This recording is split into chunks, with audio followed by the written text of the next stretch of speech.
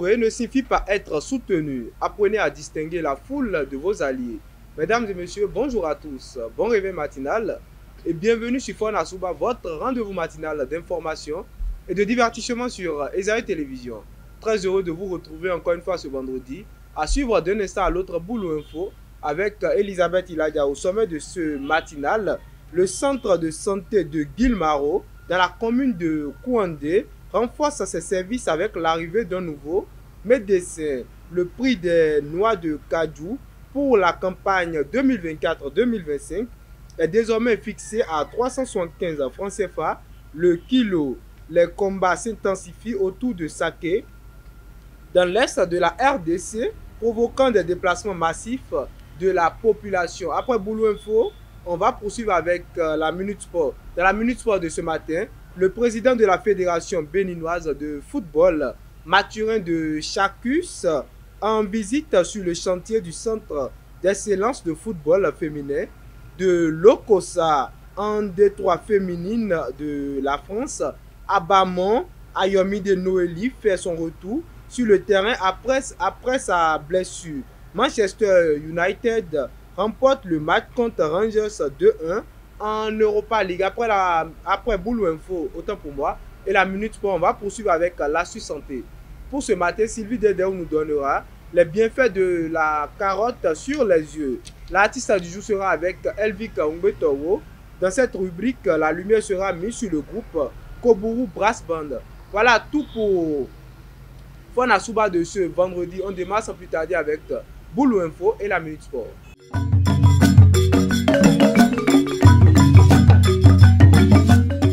Elisabeth Iladia, bonjour. Bonjour Mouidina. Boulot Info, c'est avec vous. Bonjour à toutes et à tous et bienvenue dans Boulot Info. Jean-Eudes est le nouveau médecin du centre de santé de Guilmaro dans la commune de Kouandé, installé dans ses fonctions le mardi 21 janvier 2025 par le maire Didier Kouandé Soumou. Ce geste s'inscrit dans les efforts de la mairie pour améliorer les soins après la récente dotation d'une ambulance grâce au gouvernement béninois.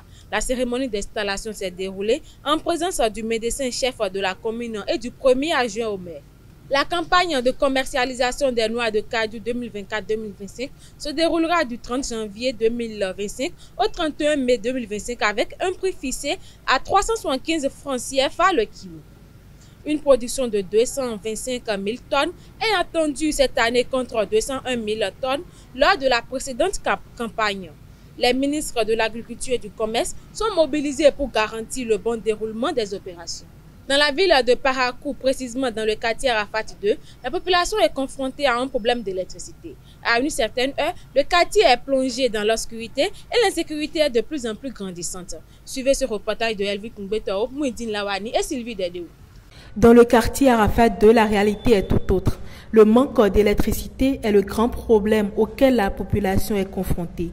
Chaque jour, les habitants se retrouvent sans électricité, rendant difficile l'accès à des services essentiels. Bon, l'électricité à Arafat 2, c'est un problème vraiment, c'est le plus dangereux des problèmes que nous avons. Il n'y a pas de poteaux, il n'y a pas de fils, tout ça. Les gens souffrent pour mettre les portables en charge. Il y a les courants, mais il n'y a pas d'électricité dans notre quartier. À la tombée de la nuit, l'obscurité prend le pas et l'inquiétude grandit quant aux conséquences de ce manque de ressources importants sur la vie des habitants. Bon, il n'y a pas d'électricité dans le quartier. Genre, les problèmes du vol, les problèmes de sécurité. Et ça crée l'insécurité notoire parce qu'à une certaine heure de la nuit, il faut déjà chez toi au risque de te voir agressé. Et en dehors de ça, il faut, pour charger ton portable, quand tu es étudiant ou autre, il faut aller très loin. Donc nous vivons avec et on prie chaque jour pour que ça change. Mais plus les jours viennent et l'espoir est un peu perdu, je dirais. Pour ce fait, la population appelle les autorités à leur venir en aide pour sortir de cette situation qui leur complique la vie de jour en jour. Je dirais à nos autorités qui sont proches de la zone, comme ceux qui sont loin, de jeter un coup d'œil, de faire un 100 pas aux environs de 20 heures et autres, voir ce qui se passe dans la zone, pour pouvoir savoir quelle décision prendre. Parce que l'insécurité règne et défaut de courant. Bon, il faut qu'il va nous amener les poteaux dans notre quartier, puisqu'on va trouver un peu de sécurité. Nous demandons pour qu'ils nous cherchent le courant dans le quartier, pour qu'ils nous mettent les poteaux, pour qu'on puisse mieux voir dans le quartier, parce que le quartier n'est plus petit. Nous sommes en ville. Pour le moment, les habitants doivent faire preuve de patience et d'ingéniosité pour s'adapter à cette situation qui rend les choses un peu plus difficiles. Hors de nos frontières, dans l'est de la RDC, des affrontements violents opposent les FADC et leurs alliés aux combattants du M23, soutenus par l'armée rwandaise près de la cité de Sake, ce jeudi 23 janvier. Les bombardements ont commencé à l'aube, provoquant d'importants déplacements de population estimés à 600 000 personnes autour de Goma. La MONUSCO et la SAMIDRC appuient les forces congolaises, tandis que la ministre sud-africaine de la Défense est attendue sur place. Et pour finir, au Soudan du Sud, les réseaux sociaux ont été suspendus pour 30 jours à partir du 22 janvier sur décision de l'Autorité nationale des communications invoquant des violences extrêmes relayées en ligne. Cette mesure critiquée par des organisations civiles est perçue comme une tentative de museler la dissidence dans un contexte de tension sociale.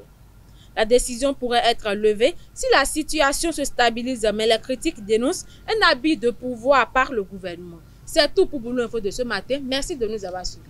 Merci à vous, Elisabeth Iladia, pour l'actualité matinale.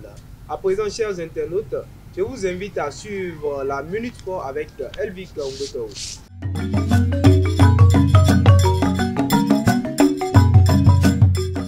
L'actualité sportive, c'est avec vous, Elvic Umbeto. Bonjour. Moïdine Lawani, bonjour. Amis internautes des AE Télé, bonjour. Le président Mathurin de Chacus et les membres du comité exécutif de la Fédération béninoise de football étaient sur le chantier de construction du centre d'excellence de football des jeunes filles de Lokossa le jeudi 23 janvier 2025. Objectif: constater l'évolution des travaux et mettre les entreprises devant leurs responsabilités. En présence du maire de Lokossa, le président de la fédération a rappelé aux entreprises la nécessité de respecter les délais et de les raccourcir au mieux pour que la commune de Lokossa puisse disposer de l'infrastructure. C'est la fin entre l'équipe féminine d'Espoir FC de Cotonou et Bertrand Goudou. Ce jeudi 23 janvier, Bertrand Goudou démissionne de son poste de technicien pour des raisons personnelles. Lui qui a pris la tête de l'équipe féminine d'Espoir FC en octobre 2024 a décidé de quitter son poste. Ceci malgré une expérience marquée par des résultats émergents. En 4 mois, il a réussi à atteindre les quarts de finale du tournoi international de pré-saison Besti Obaseki, organisé au Nigeria du 2 au 13 octobre. En 6 journées, Espoir FC occupe la 5e place sur 10 équipes, avec notamment 9 points gagnés. Après une longue période d'absence causée par une blessure, Noélie Abamon, capitaine des Amazones du Bénin et joueuse de Clermont, est de retour sur le terrain. Sa reprise a commencé par une semaine dédiée au vélo et au renforcement musculaire, et aujourd'hui, elle a retrouvé avec bonheur la course, les exercices de coordination et le travail avec le ballon. Une bonne nouvelle pour son club et la sélection béninoise qui entamera bientôt un regroupement pour les éliminatoires de la prochaine Coupe d'Afrique des Nations. 2 mois après la fin des éliminatoires de la CAN Maroc 2025, le tirage des groupes de la phase finale aura lieu le lundi 27 janvier prochain au Théâtre National Mohamed V de Rabat à partir de 19h. À l'issue du tirage, les pays qualifiés pour la phase finale de la 35e édition de la plus prestigieuse compétition continentale seront repartis en 6 groupes de 4. Considérant la méthode de tirage instituée depuis 2019, les 24 pays qualifiés, dont le Bénin, sont répartis en 4 poules de 6 équipes en fonction de leur position au classement FIFA. En Europa League, Manchester United s'impose difficilement sur la pelouse face aux Rangers. Invaincus dans la compétition, les Red Devils se qualifient pour les barrages 2-1 contre les Rangers et sont bien partis pour terminer cette phase de poule dans le top 8. C'est tout pour la Minute Sport.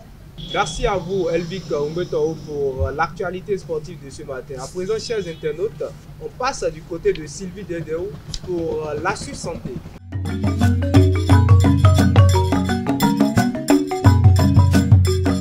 Sylvie Dedeo, bonjour. Oui, Lawani, bonjour. L'Astuce Santé, c'est avec vous. Bonjour à tous et bienvenue sur votre rubrique Astuce Santé. La carotte, ce légume croquant et coloré, est souvent associée à une meilleure santé oculaire. Depuis des générations, elle est considérée comme un allié naturel pour préserver la vision, notamment grâce à sa richesse en bêta-carotène, un persécuteur de la vitamine A. Mais quels sont précisément ses effets sur nos yeux? C'est la question à laquelle je vais répondre ce matin. La carotte prévient contre les troubles de la vision oculaire. La vitamine A est essentielle pour le bon fonctionnement de la rétine, en particulier pour améliorer la vision dans l'obscurité. Elle protège contre la dégénérescence maculaire. La consommation régulière de carottes peut contribuer à réduire le risque de dégénérescence maculaire liée à l'âge. Elle permet l'hydratation des yeux. La vitamine A favorise la production de larmes, réduisant ainsi les risques de sécheresse oculaire. Elle a un effet antioxydant. Les caroténoïdes contenus dans la carotte aident à protéger les cellules des yeux contre les dommages causés par les radicaux libres. Pour profiter de ces bienfaits, consommez les carottes crues, en jus ou légèrement cuites pour préserver leurs nutriments. C'est tout pour l'astuce santé d'aujourd'hui. Prenez soin de vous et à la prochaine. Merci à vous, Sylvie Dedeo, pour l'astuce santé de ce matin. À présent, chers internautes, on retourne du côté de Elvik Ongwetao pour l'artiste du jour.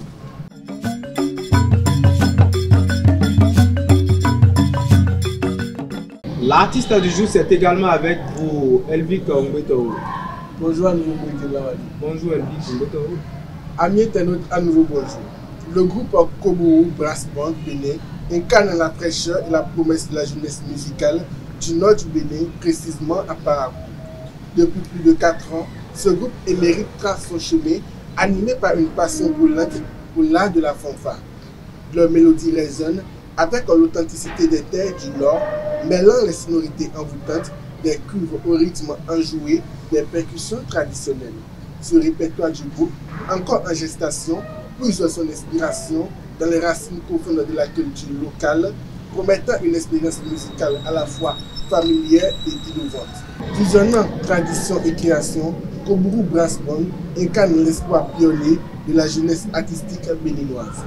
Leur dévouement sans faille et leur quête incessante de perfectionnement sont le gage d'une ascension musicale inéluctable, une invitation à rejoindre le voyage inaugural de cette nouvelle voie dans l'univers enivrant de la fanfare. C'est tout pour la discussion.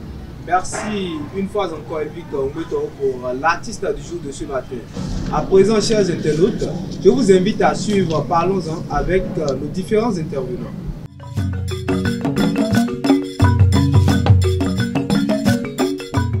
Entre l'employeur et l'employé, qui souffre le plus? Le débat est avec Elisabeth Iladia. Bonjour à nouveau. Bonjour à nouveau. Sylvie Dedeo, bonjour à nouveau. Bonjour à nouveau, Moïse. Alors, chers internautes, comme je l'avais déjà annoncé dans le décor, qui souffre le plus entre l'employeur et l'employé? C'est le débat de Parlons-en de ce vendredi. Alors, d'entrée, je m'adresse à vous, Sylvie Dedeo. Quelle est votre perception du mot souffrance dans ce sujet? Souffrance, ça se définit elle-même. Souffrance, c'est souffrir quand même. Quelque chose qui peut procurer un peu de douleur, par exemple. Voilà. Elisabeth, entre l'employeur et l'employé, qui souffre le plus? Quelle est votre perception du mot souffrance dans ce sens? Je parle de quelqu'un qui souffre, c'est quelqu'un qui a des douleurs. Donc ça peut être n'importe quelle douleur, ça peut être physique, émotionnelle, peu importe, mais quand même la personne est en train de souffrir. Et selon vous, sur le sujet d'aujourd'hui, de ce matin, qui souffre le plus entre l'employeur et l'employé? Bon, ça dépend, mais je dirais que c'est l'employé qui souffre le plus. L'employé. Déjà, je reviens, vous allez me donner la définition du mot employé. Employé. Sylvie Dedeo, entre l'employeur et l'employé, qui souffre le plus? Bon, pour moi, c'est l'employeur. Déjà, c'est quoi la définition du mot employé d'abord? Employeur. Pour moi, l'employeur, c'est quelqu'un qui a créé une entreprise, par exemple, et qui recrute des employés qui travaillent pour lui. C'est la hiérarchie. Elisabeth, il a déjà employé, ça veut dire quoi? Bon, en définition terre à terre, l'employé, c'est celui que l'employeur a recruté dans son entreprise pour qu'il travaille. C'est en quelque sorte celui qui offre ses services. Elisabeth, vous dites ce matin que c'est l'employé qui souffre le plus. Pourquoi? Bon, moi je dirais que l'employé souffre le plus parce qu'en réalité c'est l'employé qui travaille. Et avant même avant que l'employeur ne devienne employeur, il était aussi peut-être employé quelque part. et puis il s'est aussi battu avant de devenir employeur. Donc en réalité, l'employé qui travaille pour lui, c'est l'employé qui se chine en fait. L'employé, c'est l'employé qui a l'obligation de faire marcher l'entreprise pour qu'il ou elle ne soit pas privé. Donc un truc du genre. Pour Elisabeth, c'est l'employé qui fait 90%. Il se tape les papasses, les boulots et tout. Mais Sylvie, ce matin, vous défendez que c'est l'employeur, c'est lui qui souffre le plus dans une entreprise. Pourquoi? Bon, moi je disais tout à l'heure que l'employeur souffre le plus parce que la responsabilité de l'entreprise repose sur lui. Que l'entreprise génère des revenus ou pas, il a la responsabilité et l'obligation de payer ses employés. Même si les employés, par exemple, dans le mois, ils n'arrivent pas à faire de bénéfices. Voilà, c'est la raison pour laquelle moi je pense que l'employeur souffre le plus. C'est la raison pour laquelle Sylvie pense que l'employé souffre le plus, puisque c'est l'employé qui doit payer les employés. C'est lui qui se charge de la condition de vie et de travail de l'entreprise. Bon, c'est pourquoi il souffre. Je ne crois pas que c'est pourquoi il souffre. Parce que ici, peut-être en réalité, prenons l'exemple de quelqu'un d'un employé qui a le devoir de venir au boulot à 8 h ou peut-être à 7 h. Lui doit être là à 7 h ou à 8 h. L'employé peut venir peut-être à 10 h. C'est-à-dire que quand il est fatigué de dormir à la maison, il peut venir peut-être à 10 h, peut-être à midi. Parce que c'est son entreprise en fait. Donc il ne souffre pas comme l'employé. L'employé peut-être peut avoir peut-être de la migraine ou même être fatigué. Mais il est obligé d'être là. Parce qu'ils vont dire que ça, ce n'est pas une raison vraiment solide pour rester à la maison. Alors que l'employé peut peut-être avoir l'envie de dormir un peu plus. Donc il peut rester à la maison et venir à midi. Donc qui souffre là maintenant? C'est l'employé. Moi, je pense que là, ce n'est pas vraiment une souffrance. Parce que déjà, quand tu déposes tes dossiers dans une entreprise, par exemple, tu veux travailler pour l'entreprise, tu sais déjà que même si tu tombes malade, tu dois être là. Personne ne refuse. C'est pourquoi je dis que c'est l'employé. Parce que là, ce n'est pas une souffrance. Tu t'attends à avoir de l'argent à la fin du mois. Tu es là pour travailler, pour avoir quelque chose à la fin du mois. Alors, si tu trouves que cela est une souffrance, alors travaille pour toi-même. C'est pourquoi je disais que l'employé aussi s'est peut-être battu avant d'être là où il est aujourd'hui. Et qu'il a vu que être employé quelque part n'est pas vraiment être à l'aise.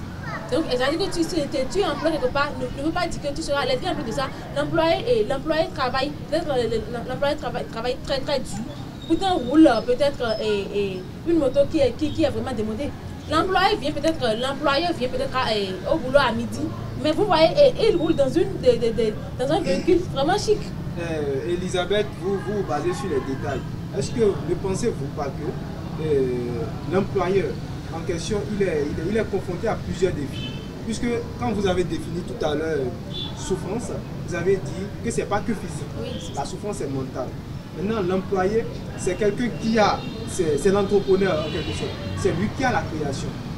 Mais est-ce que ce type de personne n'est pas confronté à des défis psychologiques? Puisqu'il va se dire tout le temps qu'il faut satisfaire les employés, qu'il faut satisfaire les clients, mais comment je vais faire pour que mon entreprise ne chute pas? C'est ça. C'est pas une souffrance. C'est pas seulement l'employé qui est confronté à des défis psychologiques. Mais même l'employé, même un collégien est confronté à des défis psychologiques. C'est-à-dire que tout le monde a des défis psychologiques. Sauf que les employés, l'employé est confronté à des défis physiques, émotionnels, c'est-à-dire tout ensemble. Mais l'employé est seulement confronté à des défis psychologiques, c'est-à-dire à une souffrance peut-être émotionnelle, pas vraiment physique. Parce qu'on a dit quelqu'un qui vient peut-être à midi et qui se dit que bon, comment payer, comment faire pour que l'entreprise aille de l'avant, comment faire pour que l'entreprise fonctionne bien. Il est assis là. Elisabeth, vous pensez qu'il faut banaliser la souffrance émotionnelle? Pas du tout. Pas du tout. Sauf que là, la différence qu'il y a là, c'est que l'employé est confronté à la souffrance psychologique, émotionnelle et puis physique. Mais l'emploi seulement émotionnel. Vous pensez, Sylvie, que c'est la même longueur d'onde, puisque l'employé, lui, déjà quand vous travaillez pour quelqu'un, vous en foutez, hein, tout ce qui compte pour vous, c'est le salaire. Non, pas du tout, on s'en fout pas. Parce que si l'entreprise ne marche pas, on sera tous virés. Parce que quand il n'y aura plus de revenus, on va payer les salaires. Vous voyez, tout le monde ne pense pas comme vous. Tout le monde ne pense pas comme vous. Il y a des gens, quand on les met dans une entreprise, pour eux, c'est faire l'essentiel. Genre, ce qu'on leur demande de faire, ils ne font pas faire plus que ça. Parce qu'à la fin du mois, ils veulent juste le salaire. Ce n'est pas leur entreprise à eux. Et moi, je pense que l'employé souffre le plus parce que quoi? Peut-être même qu'en créant l'entreprise, maintenant, c'est un prêt qu'il a fait à la banque, par exemple, en créant l'entreprise. Et chaque fin du mois, par exemple, il doit payer une dette à la banque. Et si les revenus sont bas ou bien s'il y a un problème avec les revenus, par exemple, il aura du mal à payer. Et à la fin, on risque de saisir l'entreprise. Et là, c'est lui qui souffre le plus physiquement, émotionnellement et tout ce qui va avec. C'est quoi que c'est là maintenant, il souffre seulement émotionnellement. Il doit penser à comment gérer l'entreprise. C'est pas comme si c'est lui qui ira peut-être, si c'est peut-être une entreprise de livraison. C'est pas comme si c'est lui qui va s'asseoir sur la moto pour aller faire la livraison. Vous savez qu'il y a des employés qui ont AVC juste parce que leur entreprise a fait faillite. Ça, c'est déjà physique. Non, c'est pas physique. En réalité, il a souffert émotionnellement. Je sais que c'est ça. Ça le conduit là. C'est un peu ça le problème. Mais l'employé souffre chaque jour de la semaine, sauf les samedis, dimanches. L'employé souffre chaque jour. Tu dois être là à 8 h. Et rentrer même les samedis, dimanches. Même les samedis, dimanches. Parfois, tu vois, non. En réalité, c'est un peu ça. L'employé a le souci de faire fonctionner son entreprise, de faire développer lui son empire. Mais l'employé, lui, il a tous les soucis du monde. Tout. C'est un peu comme ça. Et Sylvie Dédéou, je suis avec vous. Pouvez-vous nous fournir des exemples de situations où l'employeur est celui qui souffre? Bon, je l'ai déjà dit, par exemple, au début, et celui qui a fait un prêt, par exemple, à la banque. C'est vrai, on dit que l'employé souffre le plus, mais je crois que bon, la responsabilité repose plus sur l'employeur que l'employé. Parce que je prends un exemple simple. L'employeur, par exemple, vous ne savez même pas par où il a trouvé son capital, donc ne le jugez pas s'il roule une caisse et que son employé, par exemple, roule peut-être une moto qui est déjà cassée ou bien un truc comme ça. Parce qu'il a souffert d'abord pour créer son entreprise. On ne se lève pas du jour au lendemain, on dit, bon, je vais mettre en place une entreprise et recruter des gens. Il faut tout un processus, il faut un capital, il faut tout ça. Là, déjà, en faisant cela, il avait déjà souffert. Donc, c'est le moment pour lui maintenant de bénéficier des fruits de son travail. Donc là, vous ne pouvez pas juger l'employé du fait qu'il roule une caisse, par exemple, et son employé, par exemple, roule une moto cassée. Déjà, Elisabeth, c'est les gens d'employés qui envient les employés. Non, pas du tout. Moi, je n'envie personne. Non, ça ne veut pas dire. Pourquoi j'envie quelqu'un? Pourquoi j'envie quelqu'un? C'est-à-dire que la personne, je ne sais pas, la personne a mon âge. Et puis, en tout cas... Déjà dans son argumentation ce matin, Elisabeth pense que si l'employé, si elle, en tant qu'employée, elle devrait venir à 8 h pour le boulot, c'est que l'employeur également devrait venir à 8 h. Non, je soutiens mon point de vue. C'est vraiment deux choses de vraiment différentes. Je soutiens mon point de vue. Moi, je suis jeune. Et puis, c'est mon devoir de travailler pour que moi aussi, à un certain âge, j'ai déjà quelque chose pour vivre. Parce qu'en réalité, moi, mon employé n'a pas mon âge. Et puis, à mon âge aussi, il aussi travaille. Donc, c'est pourquoi je dis qu'il sait aussi chiner pour être là où il est. Il y a des employés plus jeunes. Bon, oui, il y a des employés plus jeunes. On ne peut pas savoir où ils ont trouvé leur argent. Il y a aussi des gosses de riches. Ils n'ont pas vraiment besoin de travailler, de se chiner pour trouver un capital. C'est là, papa est là. Il faut juste demander. Est-ce que, Elisabeth, il y a un impact positif pour ce que vous appelez souffrance en griffe là sur l'entreprise? Puisque l'employé, c'est celui qui doit être suivi normalement pour le fonctionnement de l'entreprise. Est-ce que ça a un impact positif sur l'entreprise? Ça peut avoir un impact positif. Bon, oui, si par exemple maintenant l'employeur vous mettre la pression pour que vous avancez dans votre travail et que l'employé aussi se dit que si l'entreprise ne fonctionne pas très bien et que si l'entreprise fait faillite par exemple maintenant et on sera tous virés, on aura tous au chômage et puis on va encore recommencer à chercher du travail partout. L'employé est obligé de travailler pour que l'entreprise aille de loin. Mais même s'il souffre, il sait que bon, c'est pour quelque temps, c'est pas éternellement. C'est un truc que j'ai vu l'entreprise fonctionne normalement parce que tout le monde se chine pour que ça aille de l'avant.